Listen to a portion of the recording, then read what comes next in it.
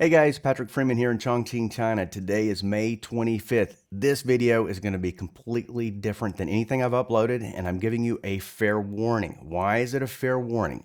Well, no cussing, nothing like that. It's just an extension of last week.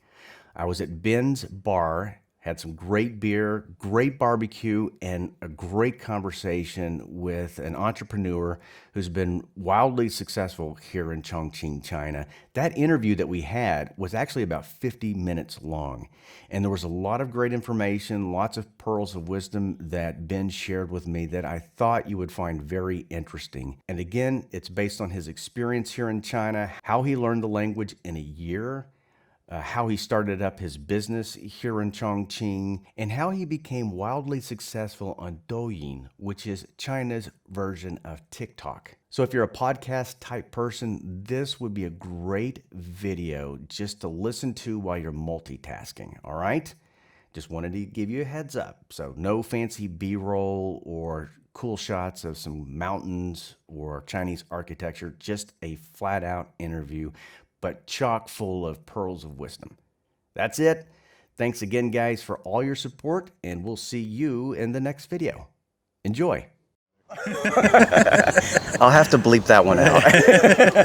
This is a kid-friendly channel. At least I think it is. Man, thank you very much for having me. I appreciate it. Yeah, thanks for coming out. This guy is he's like a total legend in this city. Guys, this is Ben Brown. He's from the United States. As I said earlier, he's from Minnesota. You don't have that Minnesota thing. Yeah, but when I first came over here, it was a little bit stronger. you definitely. But over the years of being made fun of by Irish people, I had to practice getting it more to like Omaha level. Is that why they talk like that? It's because they're all from, some of them from, or the generation? No, I was just saying, one of the first people I met when I moved over here to teach back in 1997 was from Ireland, and we met in a bar and we were chatting for about 3 minutes, and we hadn't even gotten to the whole "where are you from" thing yet, and she said sarcastically, "Have you seen that movie Fargo?" From 1994. It's Fargo. That's how you get it. Fargo. Fargo. Yeah, I seen it. Yeah, it's a lot to do with my hometown. So yeah, so I figured out then that I needed to work on my American accent, so I sounded more like Americans in the movies. You would think as long as you've been here, you would have a Chinese accent. Right. Actually, one of the things that a lot of Chinese people have told me is that when I speak to Chinese people in Chongqing, especially if you can tell that English is a second language for them, or they haven't spent a whole lot of time living abroad, I speak much more slowly and I enunciate much more clearly, because when you first learn to speak English as a second language, you go to places like the US, people will say things like, "How you doing? What'd you do yesterday?" Mm-hmm. And there is no lesson in China that teaches you "what'd you do" means "what did you do yesterday?" Yeah. What'd you do yesterday? Well, what? So why are you asking me that? Yeah, I don't know. I don't know what does "would you" mean? Or fixing to have fixing here? Like no, they do in yeah, Texas? fixing to do something. Fixing to do something. No, they don't really fix much here, figuratively or literally. Actually, yeah, that's why there's no Home Depots here, right? Yeah, unfortunately, they don't like doing it themselves. I miss Home Depot. They did. I don't know if they still have it. There was a place, a British chain store that's similar to Home Depot that was open here for a while, but it wasn't as complete a selection. Wow. So basically my Home Depot in China is Taobao, which is basically the Chinese version of Amazon. Which you can pretty much get everything there, right? Yeah, we have brewery suppliers, and we buy all our grain from an offline supplier now. Okay. But we, like, if I'm gonna make a sesame flavored beer at some point in the next few weeks, so I need to buy sesame powder, and I'll get that on Taobao. Okay. Well, I definitely want to talk about your new beer business, your microbrewery. Let's back up a little bit. Tell me, so you came from Minnesota, you were in Seattle for 10 years, yep, and you moved here to teach. Well, I was in Minnesota until I finished college. And then after, like when I was in college, I came here on an exchange program, actually to Beibei, which is a small city northwest of Chongqing a little bit. It's now a part of Chongqing, but originally it was a part of Sichuan. And I came on an exchange program, and we spent one semester. My undergrad university sends a class over every fall. Okay. And so I came over with 16 other idiots from Minnesota that didn't understand anything about China. And I loved it. I learned how to say, hello, my name is stupid, because Ben means stupid in Chinese. Benda? Ben. Ben, okay. Yeah, Ben Dan means total idiot. My brother's name is Dan, so in Pinyin that's pronounced Dan. So did you have the problem when people would ask your name and you would tell them that it's Ben, they would kind of look at you like... Yeah, well, it actually helped because nobody forgot my name. I mean, if you met somebody who, you know, was... there's an Indian family name called Harshit, so which sounds like, you know, horse doo-doo. So so there's, if you meet somebody in the States who says, hello, my name is stupid, they're not going to forget your name. No. So when I came over in 97, I finished school in 96. I was here in 94 for a semester. I finished school in 96. I stayed in the States for a year, and then I moved back to China in the fall of 97, and I got a job as an English teacher at a foreign languages school here. And at that point, there were only a couple hundred foreigners in all of Chongqing. So we got invited to have dinner with the mayor. All the foreign teachers had a big dinner with the mayor. Here in Chongqing? Yeah. Okay. And so when I went in, I got to meet the mayor, and I shook his hand, and I said, proudly, you know, my name is stupid. And I didn't even know at the time what I was saying. And then I came back a year later for another dinner with the mayor, because I re-upped for a year, and I could speak Chinese at that point. And I said, "You remember me? I'm stupid." And he did, and I got to sit at the big table. So, you know, not the little kids' expat table. Not the little table for all those foreign teachers. I got to sit at the table with the mayor. Wow. You know? So now you said something that, okay, and I'm struggling with the language, right? And it's part of it's because I'm just not studying like I should. But I do have a Chinese girlfriend. Her family's in the house with us, and they're speaking Chinese all the time. But you said in a year, I mean, would you say you were relatively fluent? Yeah, it took me about 3 months to get to the point where I could converse with people, and about 6 months to get to the point where I could lose arguments with my ex-girlfriend. And so, but at least have a standing, you know, get my point across. Right. But when I was here in 94, I took one Chinese class with a, back then they didn't have a Chinese language department for college students because they didn't have any exchange students. They just had our class, and this one Israeli guy named Lior that came over looking for Bruce Lee, but he got here and found out Bruce Lee was in San Francisco. So, and at any rate, so they had the head of the Chinese literature department come teach us basic Chinese, and in my opinion, that's kind of like having Steve Jobs come out and teach a bunch of third graders design, you know, and marketing. It was overkill. So I still remember this guy, dressed very well dressed, you know, very cultured, heavily educated guy who's usually teaching Hong Long Mong and Sanguo Yanyi, these Chinese novels that are like Shakespeare to Chinese culture. And he walks in, and there's 17 idiots dressed up like they're members of Nirvana, staring at him, and he's like, he's like, there's no way that I'm going to teach any of these dumbasses. Sorry, these idiots Chinese in 3 months. So he started teaching us the pronunciation of pinyin, and the tones, and the stroke order for writing characters. And he taught us a few basic words and sentences, but most of the time we were in this class, we were doing things like going, oh, because every Chinese character is one syllable. So we're learning all these phrases, these tones and pronunciations, and then by the end of the 3 months, I could say, my name is stupid, and how much money does that cost? I'm from America, and I don't understand. That's about where I'm at right now. So yeah, and almost 2 years. And so then, after I learned that, I went home, and of course I forgot it all. And then I came back in '97, and I found out I could make my own flashcards because I could write. I knew the stroke order for writing characters. I didn't know how to write any characters, but he had drilled into our minds what's top to bottom, left to right, which that you write first, and that really helps make the character look slightly more like it wasn't written by a second grader. And then I could write the pinyin and the tones on the back of the card and the English on the back of the card, and I knew how to pronounce everything. So I had pinyin down, I had the tones down, I had the pronunciation of the characters down, and I could write my own characters. So then I started making 20 flashcards every day, and then the next day I'd wake up and I could remember 3 of them, and I would make 20 more anyway.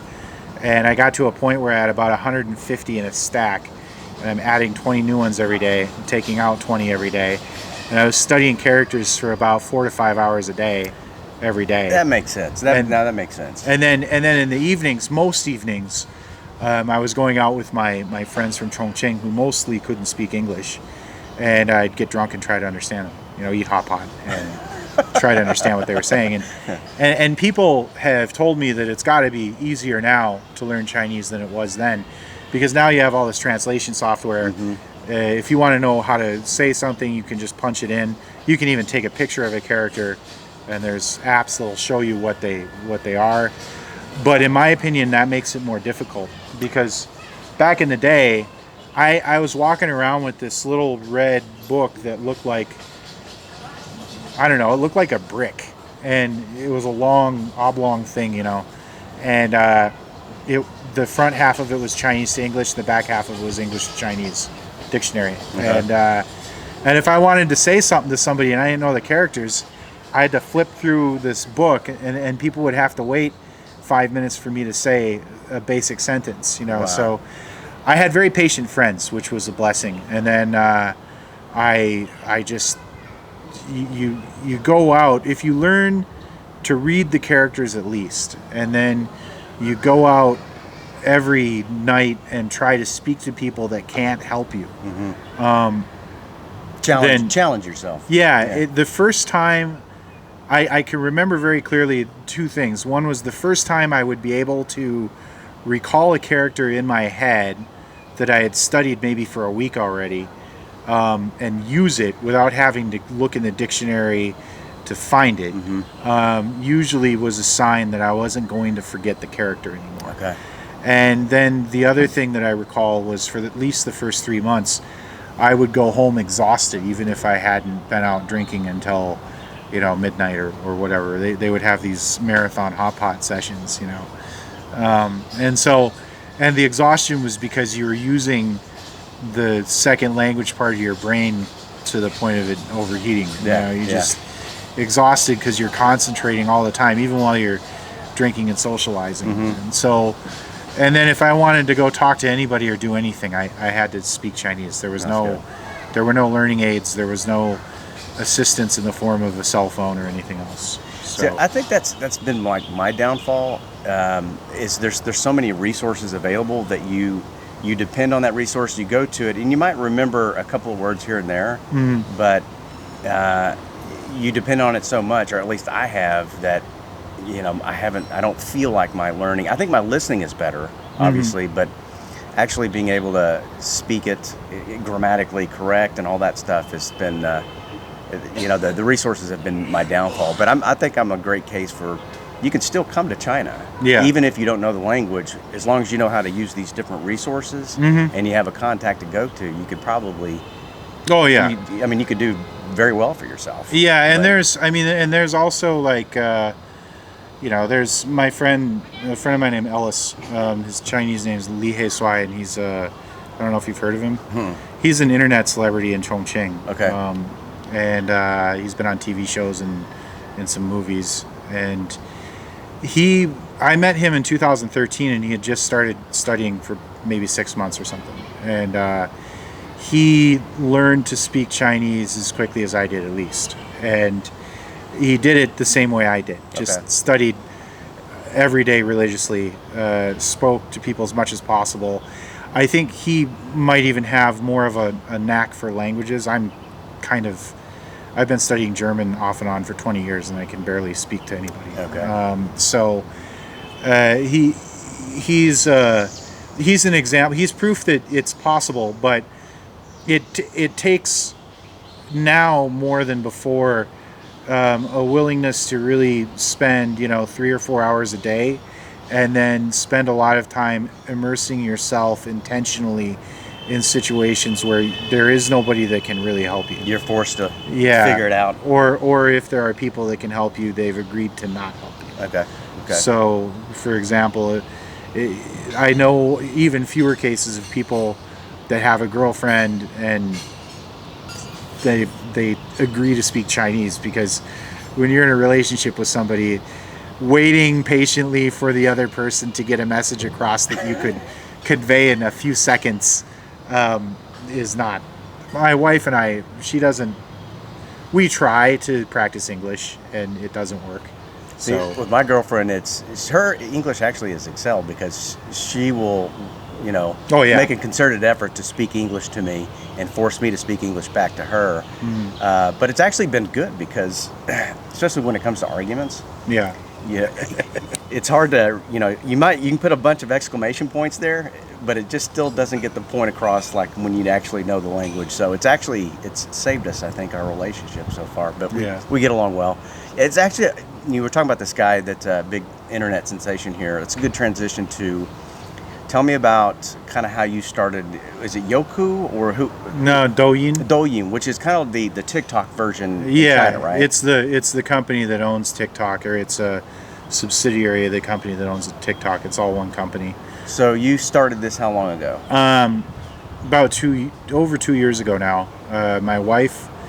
So what happened was right around Christmas of 2017, I guess. Some Americans came over from my undergrad school as part of an entrepreneurship group, and they travel around China for like a month or something, and they came through Chongqing for 3 or 4 days, and they came to our other location, and they were asking us what all the yelling was about at hot pot restaurants. And there happened to be another alum from my undergrad who speaks fluent Chongqing dialect, and so he knows how to play the drinking game that all these people play in Chongqing. It's like paper, rock, scissors on steroids. So you basically hold out. Each player holds out their hand, and they throw out a number between 0 and 5. So 0, 1, 2, 3, 4, 5, and then the other person does the same thing at the same time. And at the same time that you're doing that, you both yell a number between 0 and 10. And so you might do 3, but say 7. Right.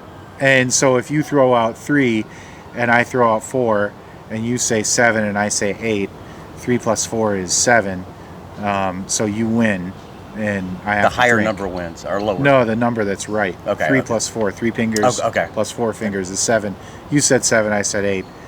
4 plus 3 is 7. I drink. So, but the way it's played is it's very fast, and most of the time you don't guess right. I throw out 1 and say 6, and you throw out 4 and say 8, and 1 plus 4 is 5. So, and it goes like blah blah blah blah blah blah. I remember watching you guys do that. A couple months ago. So when we explained it, the students were like, "Well, that seems kind of boring and simple." And then so we were like, "Okay, well, we'll play it." And then we played it, and we played it a few times, and one of the guys that was there, another alum, pulled out his phone and recorded the whole thing. And then I sent it to my wife, and she put it on WeChat. And then the next day, something like 20% of her friends were sending her messages on WeChat saying, "Is this your husband?" We saw him in a video. The video was shared in our group with friends that don't know you, who live in Beijing. And so then we put it on Weibo, which is another. It's like the Chinese Twitter, you Okay. know. And so WeChat is kind of like Facebook. You can only see your own friends, and then your friends can see what their friends have shared. So if my wife puts something out on WeChat, and then one of her friends shares it, and then one of her friends' friends shares it with somebody that has no connection to my wife, and then it goes out into the atmosphere and comes back, we have no idea how many people have seen it. But if it starts coming back to people that didn't see my wife send it out, they open their phone and they saw somebody that's from, you know, Shanghai that sent it out, and they're like, wait a minute, that's my friend's husband, then you know that it's out there somewhere. Right. So then we put it on Weibo, where it tracks how many people have viewed it, and which is, I think, like Twitter. I don't really use Twitter much, but then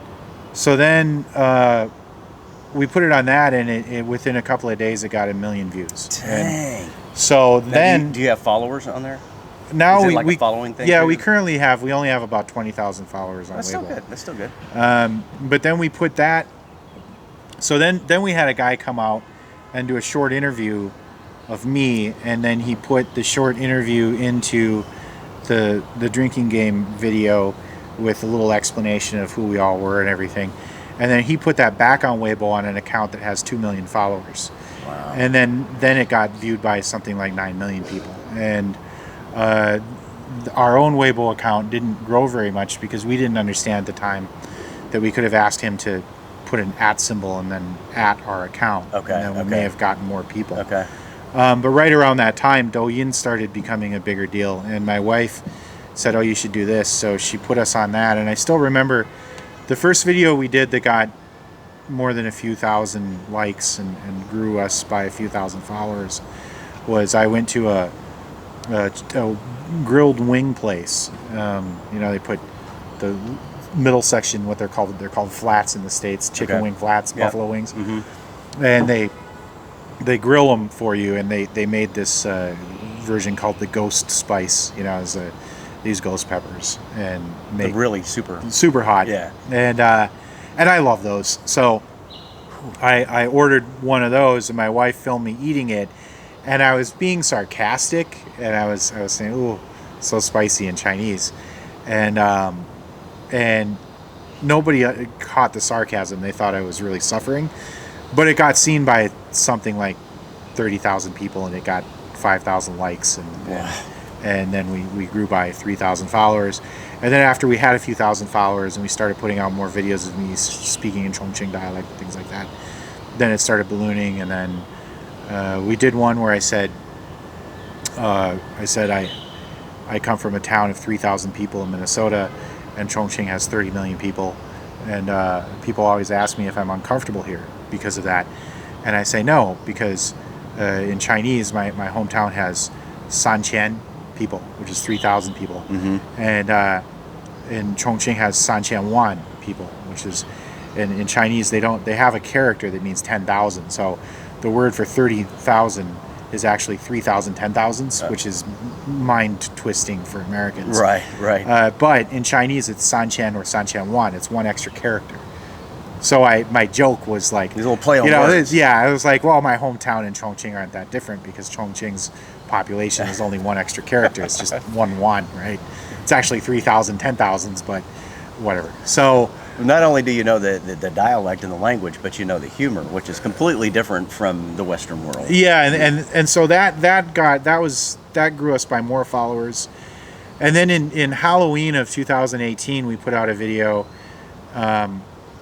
where I was talking about how I went home to visit my family, and my wife had a headache, and so I went to the local grocery store to buy some Tylenol, and I got to the checkout counter, and they said, $7. I pulled out my cell phone, and I pulled up WeChat without thinking. I was still jet lagged. And in China, you use your cell phone to pay for everything, right? I didn't bring a wallet with me today. I couldn't find my wallet. It's in my house somewhere. It only has 100 RMB in it. So I was like, well, whatever. I can just take my phone, because I use my phone to pay for everything. And so I pulled up this thing on my phone that you can only use in China, and the cashier, who knows me, said, you know, what do you want to trade your iPhone for a $7 bottle of Tylenol? And I said, no. And then I realized I didn't even bring my wallet, didn't have any money. So I had to get in my car, drive home, get $10, come back down and pay. And so I told this story on WeChat, or on DouYin, sorry. And that got 16 million views. Wow. And we grew by like 25,000, 30,000 followers just based on that one video. It got something like 890,000 likes. So how many do you have now? Now we have 735,000 followers. Wow. It was 736. And that's one of the reasons whenever I've been around this guy, it's inevitable that some Chinese person comes up to him, wants a picture with him, and wants to hear him talking Chongqing Hua. And yeah, 737,200 wow. followers. That's a boatload right there. Yeah, and the most recent big one we did was a story about how my wife and I met. Got 114,000 likes. But you're saying all this in Chinese, 3 right? 3 million views. Yeah, it's all in Chinese. A little bit of Chongqing Hua thrown in? Mostly half of it's Chongqing dialect. Okay. So, and we put out one yesterday that we thought was going to be huge, and so far it's gotten 23,000 views and less than 2,000 likes. So we don't know what we did wrong. Are you limited as far as time, like a minute or 30 seconds? It used to be limited to, at the beginning it was 15 seconds. Then they started allowing people that had over 100,000 followers to get a minute. Okay. And then now everybody can get at least a minute, but they've opened it up to longer format. I think it goes up to 5 minutes now. Okay. But that might be restricted again to people with more followers. Okay. Are you monetizing that, or can you do that? We are. We have on this big account. We filmed an advertisement yesterday where they paid us the equivalent of about $700 to do a 1-minute video that's kind of soft advertising for a hot pot restaurant. Okay. So do you get that often though, where people? We only do about we limit it to about four a month, but we don't always get that many inquiries because we don't have a salesperson to open channels for us. Okay. 2 days ago, a guy contacted me that I need to get back to. He sent me a contract, and he works for a company that they're basically agents, and they have customers that have they have a list of customers. Okay. So, big restaurant chains and things like that want to do advertisements in Chongqing. National companies that have applications, for example. Okay. We've done one that sells shoes. It's like an app that sells shoes. Okay. We did an ad for them that was fairly successful. So you can make a couple of $100 easy per month. We can make. We should be able to make about $2,000 a month. Wow. So we were paid about $700 US dollars for the DouYin ad that we did yesterday. We'll end up getting paid about that much. Nice. So if we do 4 of those in a month, then if we sign up with this agent, then what he'll do is he'll sell our ads for $5,000 and he'll take $1,500 or something, and then he'll give us the rest. Okay. So he'll get a decent cut for his company. And the reason we only want to do 4 or 5 a month is because if we do too many ads, then we start losing followers. Okay. And unlike YouTube, in China they don't cut out of the video and do an ad and then go back to the video. So companies can't choose to put advertisements into my videos. Okay. So it's just 1 minute. There's literally in DouYin there's no advertising other than like this. So this is an interesting one, actually. I just opened this. I don't know if you can see it. This is an attractive girl. Well, she's just showing all the food right now, but it's an attractive girl on DouYin that works for a group, and they professionally. Oh, there she is. They professionally. All they do is marketing. So she has 444,000 followers on DouYin, and every single video they do, there's a restaurant. Okay. That's a different restaurant. And so people can probably tap on this little restaurant icon and find exactly where it's at. Yeah. Yeah. Yeah. So get And it'll a pull little up. map on it. Yeah, it'll pull up all the information for the restaurant. So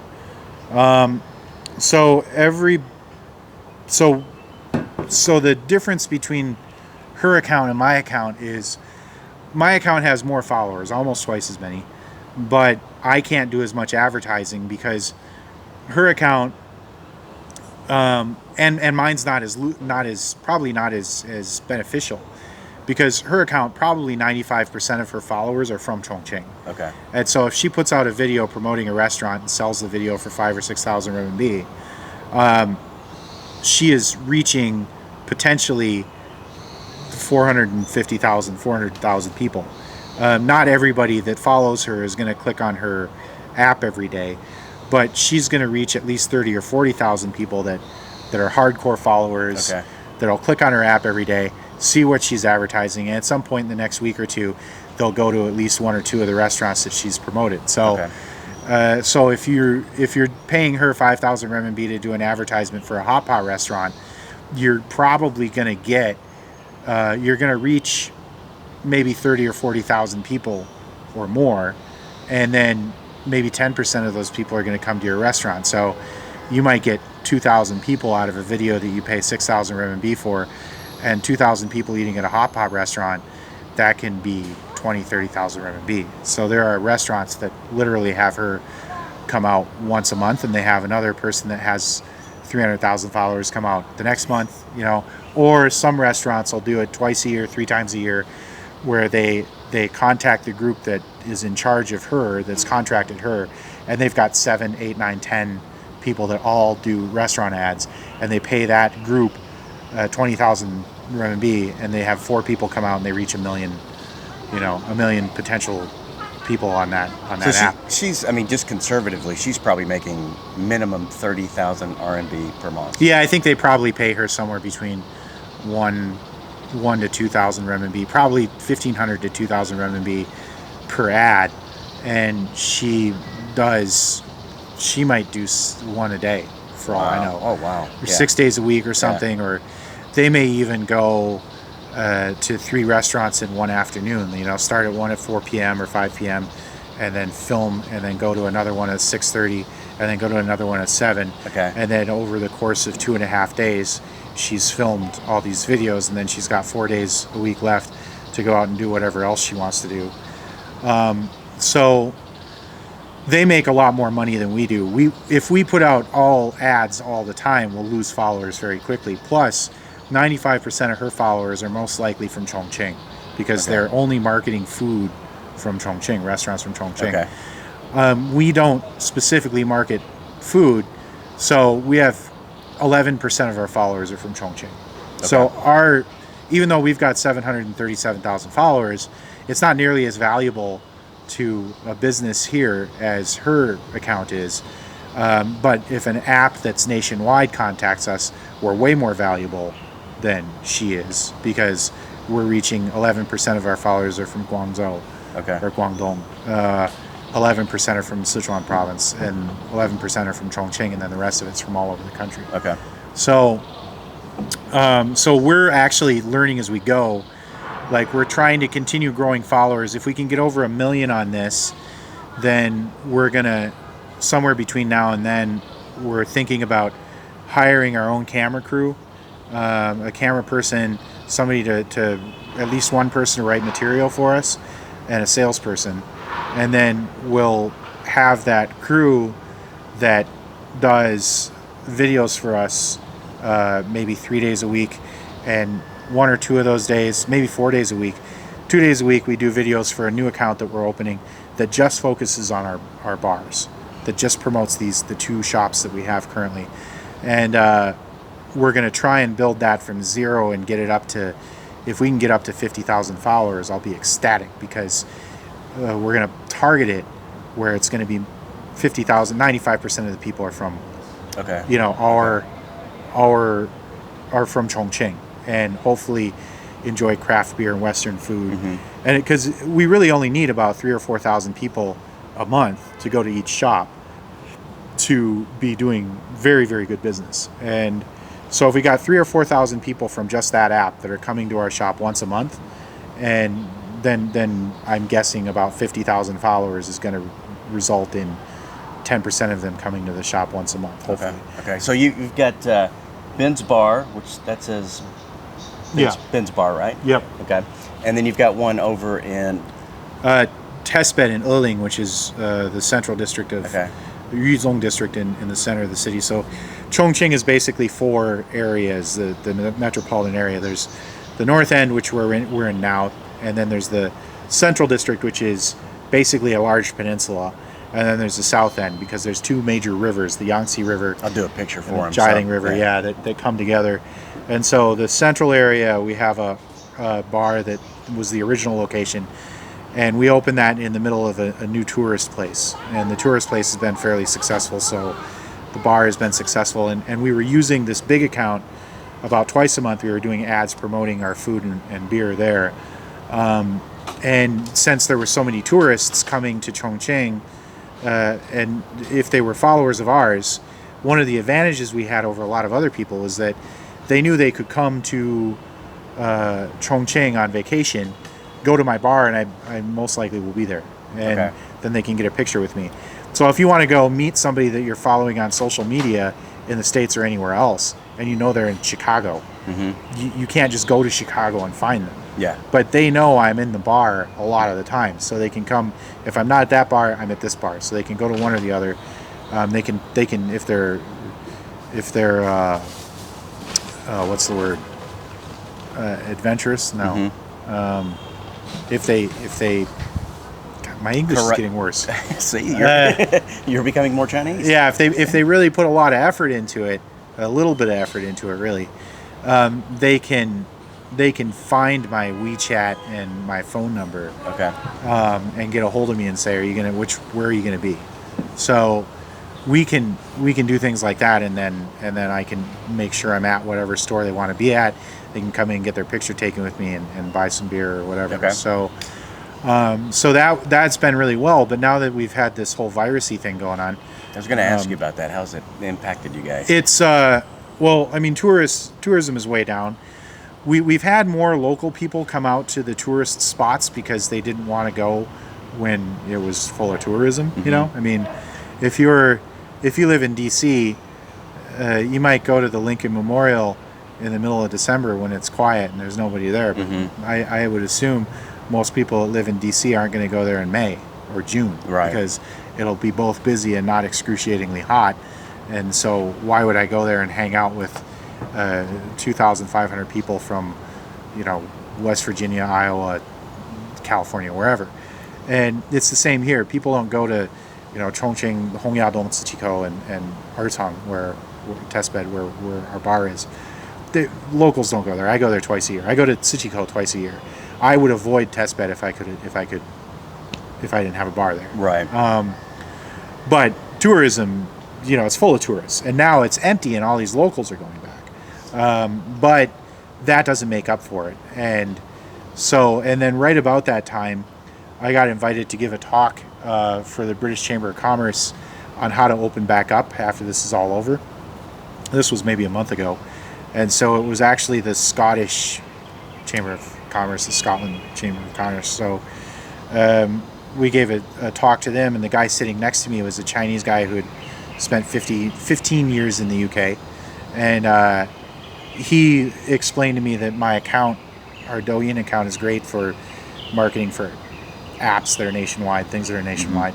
But for marketing our bars, it's largely useless, because we've got maybe 5,000 people in there that love craft beer and will come out.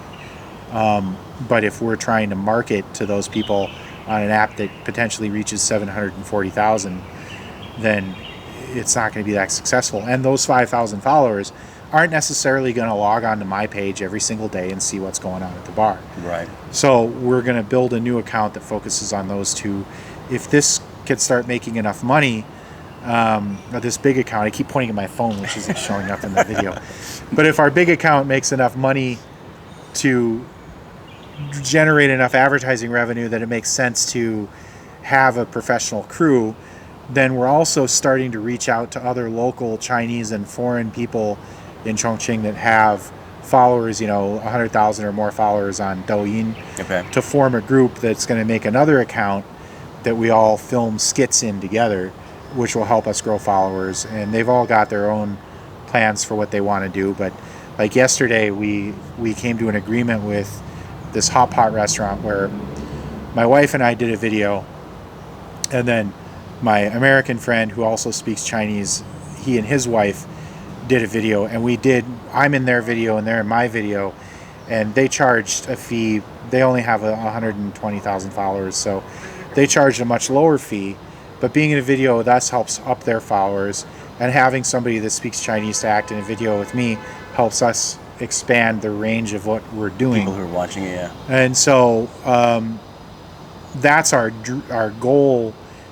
Our dream is to find restaurants and businesses in Chongqing or nationally that are interested in doing kind of soft format advertising, where it's my wife and I with other people doing little skit style videos that are entertaining and don't feel like advertising. Okay. And if we're reaching a total of over 1 million followers, and we're putting out 2 videos, we can charge a lower rate than most of the competition and still reach a larger number of people while benefiting our own accounts at the same time. Okay. So if that takes off, will this? I mean, you'll continue to keep this regardless. Oh yeah, we're going to try and keep this going. I mean, Okay. business has suffered, but it's been interesting. It's down. April was down about 30% at testbed from last year. But April last year was extraordinarily good. The weather was better than this year, significantly better. Okay. Last year in May, business dropped by nearly 25% from April and was still good. Okay. This month in May, we're going to be down. I'm hoping we're only going to be down about 10% from last year. But business here, we weren't open last year in May, but business here this year, I expect to be at least better than January, which was the last nearly full month we were open. Okay. Possibly better than December of last year. And originally we were expecting May would be a great month out here because we got this balcony, we got barbecue grills, we got a smoker. It's a great location. It's quiet, but in because of the virus thing, people have not been as interested in going out. So, but things are looking up. Good. Well, that's good to hear. I mean, it's you never want to hear of any restaurant, regardless of whether you're from the United States or here in the city. You don't want to see. And I know there's been a lot of restaurants that have probably closed, small mom and pop shops, but it's good to see that you survived it. And this is, and I know the expats too that are going to be watching this will appreciate that.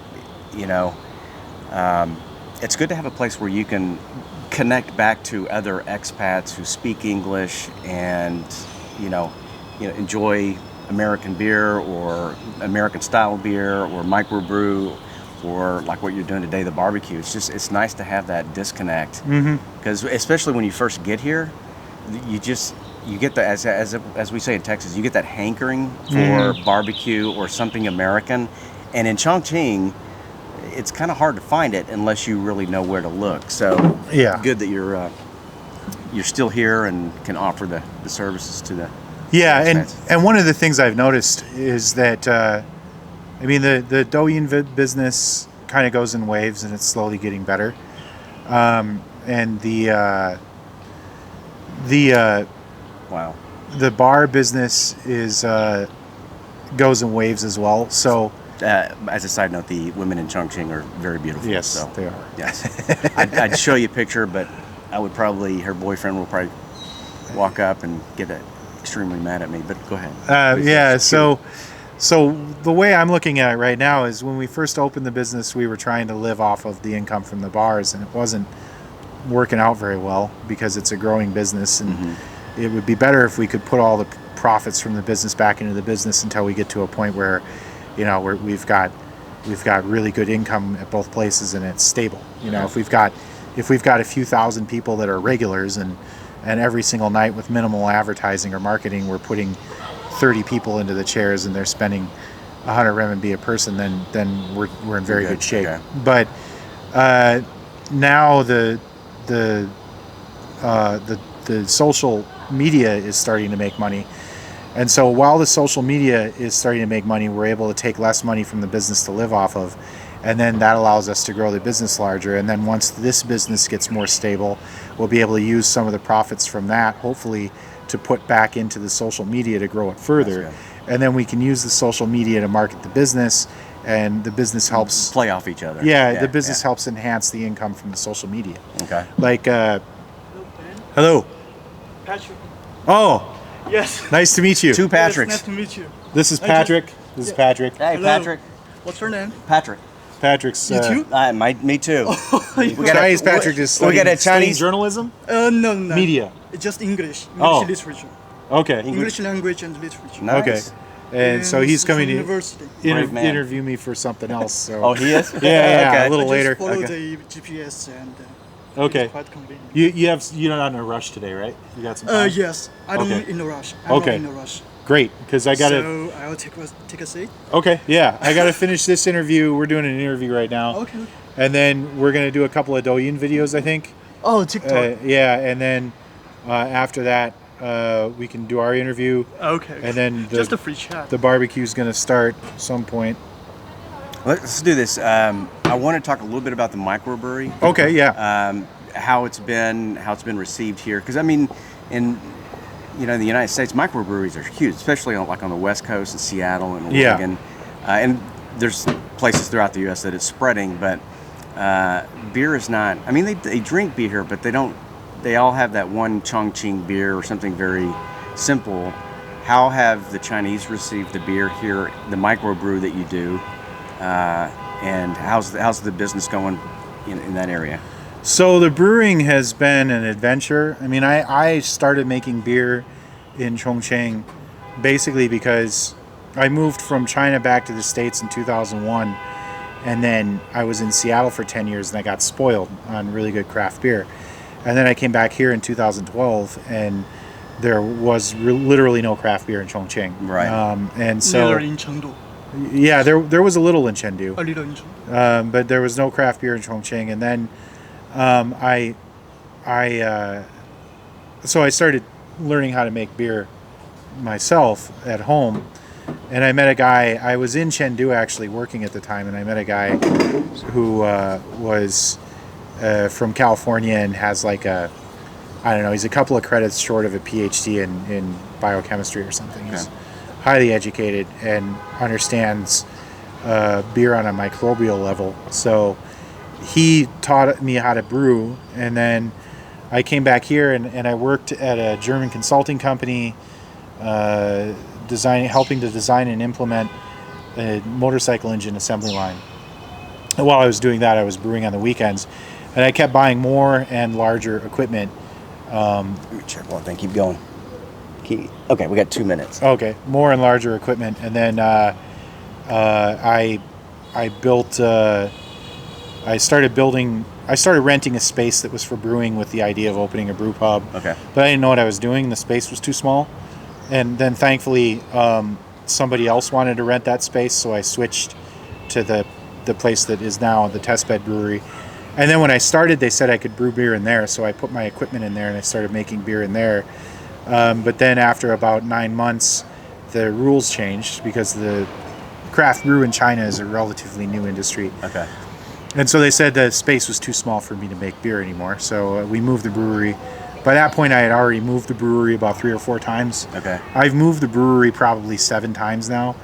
And I've bought increasingly larger equipment, some of which is sitting in the brewery right now not being used because the most recent place we moved into won't give us a natural gas hookup, even though we have it. Okay. And so we're waiting. We don't really need that equipment yet.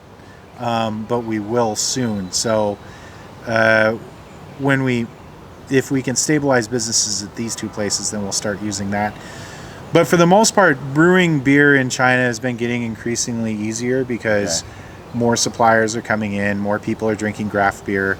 The industry is growing much more slowly in Chongqing than the rest of the country. Okay.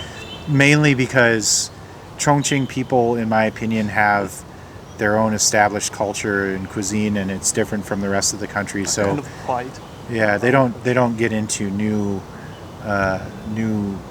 things as quickly as a lot of the rest of the country does. Let's do this just because we're limited on time. I'm gonna make. I told you about doing a second video where I actually want to go to your brewery. Yep. And just kind of film what you're doing. Of course, not give any, secrets away, but just how you're doing it and show some packaging and that kind of thing so people can see it. So, guys, we're gonna leave it at that. Thank you very much, man. I really appreciate it. Thanks for having me. He's gonna start up a YouTube channel very soon, so I'll make once he has that up and going. I'll give you the links. I'll also give you the links to all his other social platforms so you can check them out. And I hope you enjoy the rest of the video.